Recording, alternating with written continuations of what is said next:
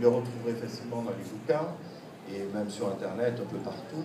Et sachant aussi que ces index glycémiques sont à prendre avec beaucoup de précautions et beaucoup de recul, puisque l'index glycémique, on va le voir, dépend en fait aussi du mode de préparation de l'aliment, de la mixité du repas, puisque vous n'allez jamais ou rarement manger un aliment seul sans manger autre chose avec. Et donc tous ces éléments-là doivent entrer en ligne de compte. Par exemple, quand vous voyez l'index glycémique des pommes de terre, je ne dis pas qu'il ne faut pas manger de pommes de terre, je dis simplement qu'il faut manger des pommes de terre cuisinées dans de bonnes conditions.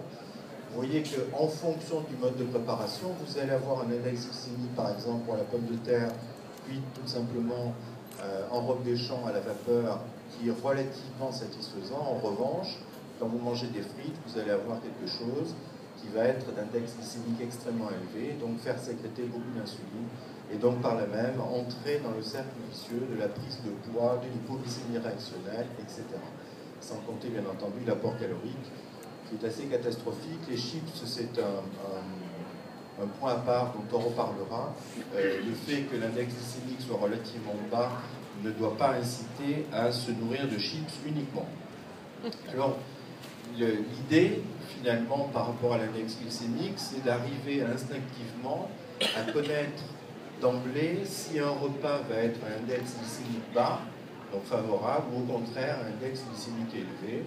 Vous voyez au travers de ces quelques exemples-là, c'est très caricatural, mais malheureusement, beaucoup de nos concitoyens n'ont pas cette simple notion en tête. Et vous voyez qu'effectivement, un friand fromage, un poisson pané, avec du ketchup, des frites, etc., du pain blanc, du fromage fondu, un brownie et une canette de soda, c'est une véritable catastrophe. Mais malheureusement, c'est comme ça que se nourrissent nos enfants aujourd'hui, ce qui est fort regrettable.